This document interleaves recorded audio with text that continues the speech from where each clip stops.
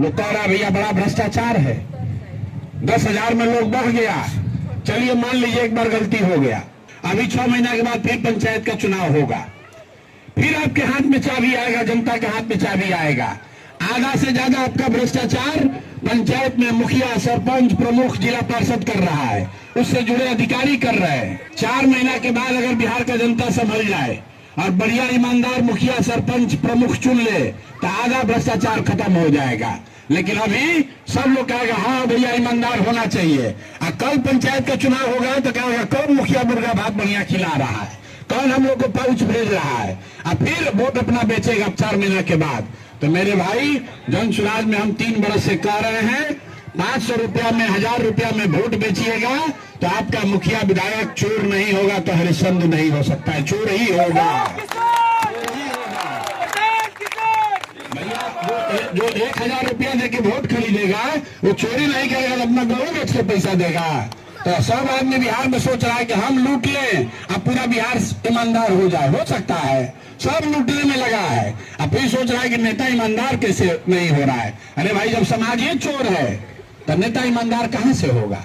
25 लाख 30 लाख जो मुखिया खर्च करेगा वो आएगा तो आपसे इंदिरा आवास में 20,000 रुपया लेवे करेगा, आपसे राशन कार्ड के लिए और आधार कार्ड के लिए 2,000 2,500 लेगा, मृत्यु और जीवन प्रमाण पत्र के लिए पैसा लगेगा, दाखिल खारिज में पैसा लगना ही है, नहीं रुक सकता है। अगले 5 साल में आप देखिएगा और भ्रष्टाचार बढ़ेगा, रुकने वाला नहीं है। रुक जाए तो हमारा गर्दन पकड़ लीजिएगा, नहीं रुक सकता है, क्योंकि लोगों ने ही चोर सरकार चुना है।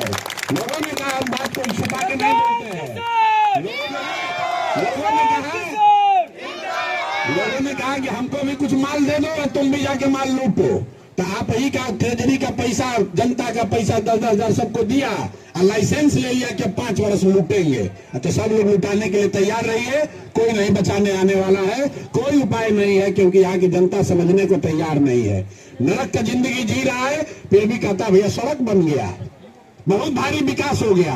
अरे भाई, 2005 में जब नीतीश कुमार मुख्यमंत्री बने तो भी देश का सबसे गरीब और पिछड़ा राज्य था बिहार, और आज भी देश का सबसे गरीब, सबसे पिछड़ा, सबसे ज्यादा अशिक्षित, सबसे ज्यादा बेरोजगार राज्य बिहार ही है।